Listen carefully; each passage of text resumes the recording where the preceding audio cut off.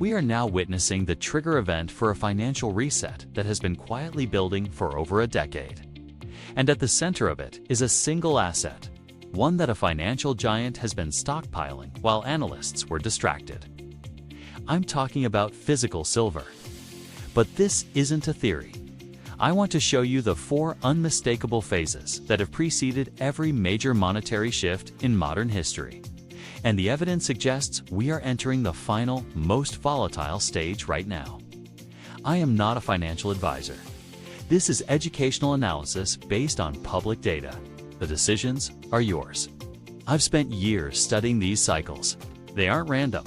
They are a predictable sequence, and recognizing where you are in that sequence is everything.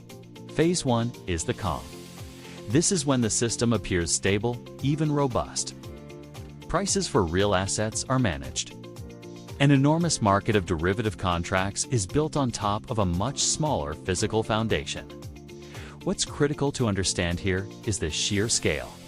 For silver, some market researchers estimate the paper market could be over 40 times larger than annual mine output. Think about that pressure. If even a small fraction of those paper claims requested real metal, the strain would be immediate. Phase 2 is the divergence. This is the long, slow stretch where the gap between paper promises and tangible reality widens dramatically. We've been living in this phase. Since the last crisis, central banks globally have expanded their balance sheets by tens of trillions. Currency supply has exploded. Yet, the price of silver remained contained. How? Major trading desks, according to regulatory data, have historically used large short positions in paper markets to balance price surges. It created an illusion of abundance. But beneath the surface, a fundamental change was accelerating: irreversible industrial demand. Modern technology is hungry for this metal. From every electric vehicle to the servers powering AI, silver is a critical component. Industrial use now consumes the majority of annual supply. And here's the crack in the foundation: mine production has not grown. In fact, reports from leading industry groups show a multi-year decline. We have entered what experts label a structural deficit, using more than we dig up, year after year. So where is the metal coming from? Existing stockpiles. Global vault inventories have been consistently draining to fill this gap. This brings us to the most fascinating player. One of the world's most influential banks has, according to exchange records and analyst estimates, accumulated a physical stockpile of silver that could amount to hundreds of millions of ounces over the past 15 years. Let that sink in. A single institution now holds a commanding share of the world's available silver. Why would they make this move? History offers a clue. Over a decade ago, this bank settled charges related to market conduct. They inherited significant short positions. The strategic pivot appears to have been total. Cover the shorts, then build the ultimate long position. Recent vault data suggests they hold a dominant percentage of the metal stored in key exchange warehouses. They aren't just participating in the market. They appear to be preparing for a specific outcome. Phase 3 is the fault line. This is when a catalyst reveals the weakness. It could be a technical failure, a geopolitical event, or a loss of confidence. The demand for the physical asset suddenly spikes, and the paper market shudders. I believe we are watching this phase unfold in real time. Consider recent events. A major derivatives exchange experienced a significant outage. During that blackout, silver's price leaped to a historic high.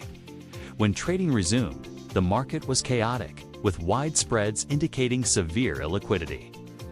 Then, shortly after, that same bank reclassified a massive amount of vaulted silver, moving it from a category earmarked for market delivery to one simply for storage. They effectively took a huge chunk of deliverable supply off the board. At the same time, the cost to borrow physical silver for a short period briefly skyrocketed to an astonishing annualized rate. That is the sound of a physical squeeze beginning. Phase 4 is the resolution. This is when price discovers true value. It is explosive, volatile, and often leaves those unprepared scrambling. We have a historical blueprint for this. Look at 1980. Two investors amassed a huge position and the price of silver surged over 800% in under 2 years.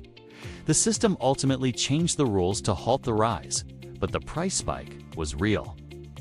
Now, ask a crucial question. What if the entity accumulating isn't an outsider, but an architect of the financial system itself? The 2008 crisis taught the same lesson in a different way. When mortgage-backed paper collapsed, capital didn't vanish, fled to real assets. Gold and silver entered massive bull markets. Today, the conditions are arguably more extreme. The paper market is larger. The industrial demand is cemented. The inventories are lower. And right now, a key decision point is here. The Federal Reserve is meeting imminently to set policy with markets anticipating a shift. History shows that when monetary policy turns, hard assets like silver often accelerate. Gold is already testing new highs. The historical ratio between gold and silver is at an extreme multi-decade high. A reversion to its long-term average would imply a silver price not in the double digits, but in the hundreds. This isn't about conspiracy. It's the math of mean reversion. What happens if registered vault inventories fall further? What happens if a broader pool of investors decides to take delivery on their paper contracts? The mechanism for a dramatic revaluation is now in place. The strategic stockpiling by a major institution is the fuse. The structural supply deficit is the powder keg. The window to understand this shift, not to act on speculation, but to comprehend the forces at work, is still open. Physical metal is available today, though premiums are signaling tension. This story is bigger than one metal. It is a symptom of a global search for tangible value in an era of digital abundance and paper promises. Study the pattern, the calm, the divergence, the fault line, the resolution. The first 3 stages are behind us. We are now at the threshold. If you want to follow this analysis as events develop, make sure you've subscribed to Winds of Thought. I'll be tracking this closely. What's your take? Do you see this 4-phase pattern playing out? Let me know your perspective in the comments. And if this breakdown of the mechanics helped you, please hit the like button.